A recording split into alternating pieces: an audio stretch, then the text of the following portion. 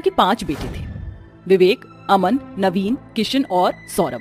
दोनों बड़े बेटे विवेक और अमन इशिता और रानी नाम की गरीब परिवार की लड़की से शादी करके घर ले आते हैं, जिन्हें देख अंजना आग बबूला हो जाती है।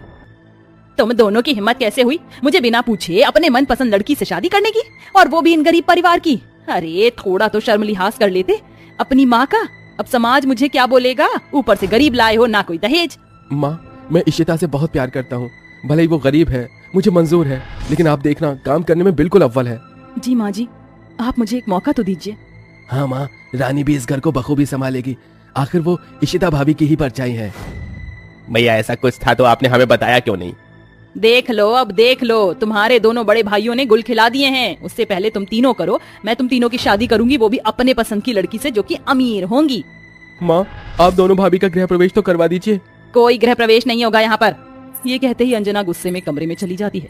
तीनों बेटे भी कुछ नहीं कर पाते और अंदर चले जाते हैं। फिर दोनों के पति उन्हें घर में ले आते हैं। अगले दिन ही अंजना अपने तीनों बेटों के लिए एक अमीर घर की 3 काली लड़कियों से शादी करने को तैयार हो जाती है।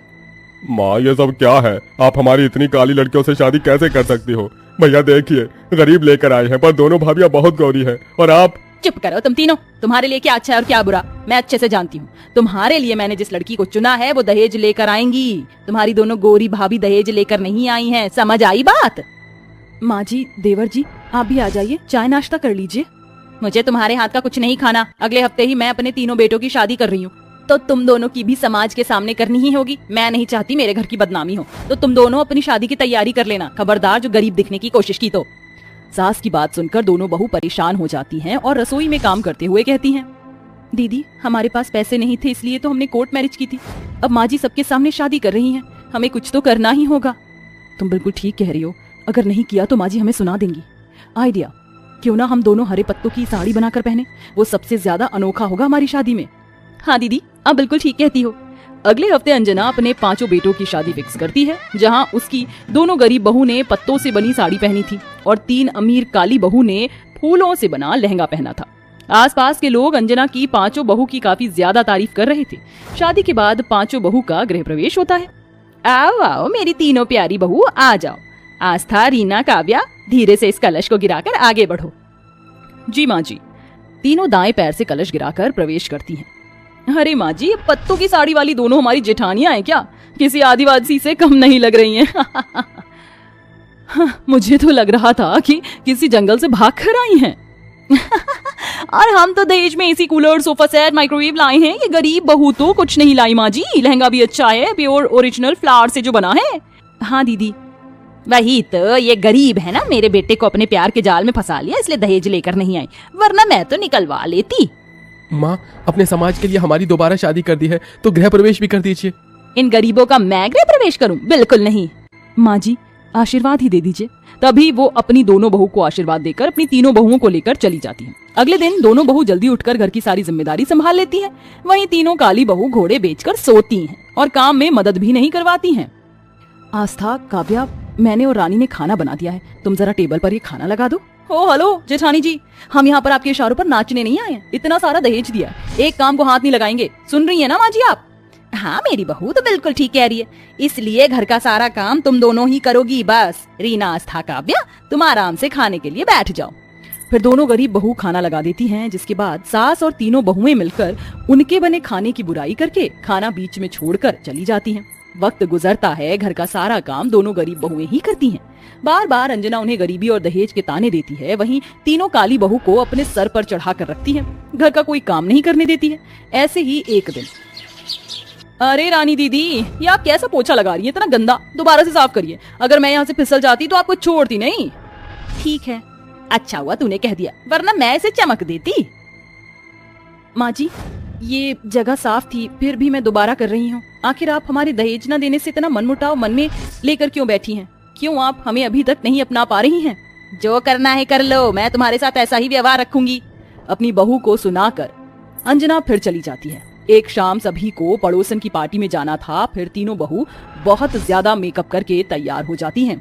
अरे वाह, आज मेरी तीनों बहुएं इतनी अच्छी लग रही कि क्या बताऊं। तुमने तो इन दोनों को भी फेल कर दिया है ना माँ जी? हम तीनों गोरे लग रहे ना, आखिर इतना अच्छा मेकअप जो किया है। अब चलिए। हम भी तैयार हो गए माँ जी। चलो, आ गई मुंह उठाकर। फिर पांचों बहू पार्टी में पहुंच जाती हैं, जहां पड़ोसन की बहू चार्ली तीनों को देखकर कहती है, अरे कुछ दिन पहले तो मैं तुम तीनों को एकदम काला कोयला देखा था, आज इतनी चमक कैसे रही हो? अच्छा एक्सपेंसिव मेकअप किया है, अमीर जो हो, बट मुझे देखो नेचुरल ब्यूटी है कि लाइट मेकअप कुछ नहीं। तो अपनी जेठानियों को ही देख लो, तुमसे ज्यादा सुंदर लगती हैं। लिमिट में बात करो, हाँ हम अमीर हैं तो मेकअप भी वैसा ही करेंगे, एनी प्रॉब्लम? क्या है ना, तुम जैसे गरीबों के बस की बात नहीं है तो लाइट मेकअप ही करोगे, उसके बावजूद भी तुम हम तीनों बहनों से काली लग रही हो। वही तो, पता नहीं कहाँ कहाँ से लोग आ जाते हैं, और कपड़े देखो 2 कौड़ी की साड़ी। तुम्हारी हिम्मत कैसे हुई मेरी पार्टी में आकर ही मुझे इतना सब कहने की? अभी बताती हूँ, बहुत मेकअप कर रही हो ना। ये कहते ही चार्ली टेबल से पानी का ग्लास उठाकर तीनों बहुओं की शक्ल पर फेंक देती है, जिससे उनका किया हुआ सारा मेकअप मेहमानों के आगे उतर जाता है।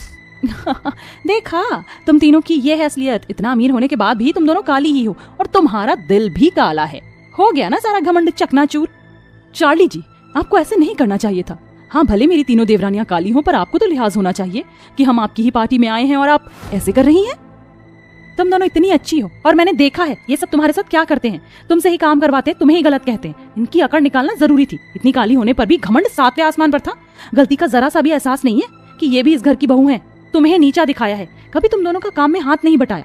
क्या होता है दहेज? मैं भी गरीब घर से आई हूँ, मुझे सब इतना प्यार करते हैं। पहली बात तो दहेज लेना और देना दोनों गलत है।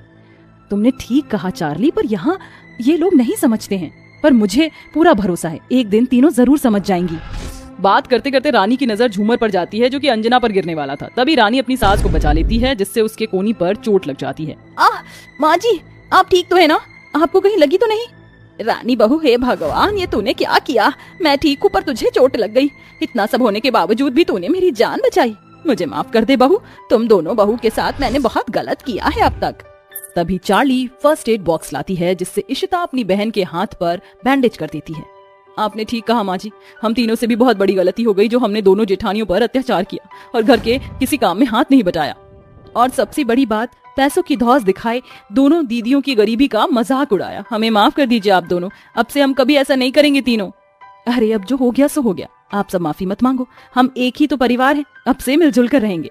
इस तरह दोनों गरीब बहुएं अपनी सास और घमंडी देवरानियों को माफ करके सब एक साथ खुशी खुशी रहने लगते हैं, और अंजना अपनी दोनों बहू का फिर से गृह प्रवेश करती है।